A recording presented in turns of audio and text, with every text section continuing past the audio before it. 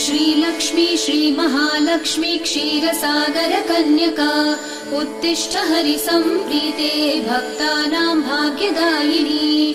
श्रीलक्ष्मी श्रीमहालक्ष्मी क्षीरसागर कन्यका उत्तिष्ठ हरिसम्प्रीते भक्तानां भाग्यदायिनी।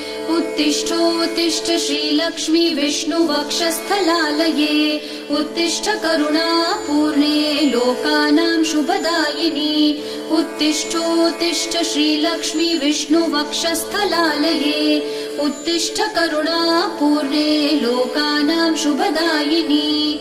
श्रीपद्ममध्यवसिते वरपद्मनेत्रे श्रीपद्महस्तचिरपूजित पद्मपादे श्रीपद्मजात जननी शुभपद्मवक्त्रे श्रीलक्ष्मी भक्तवरदे तव सुप्रभातम्।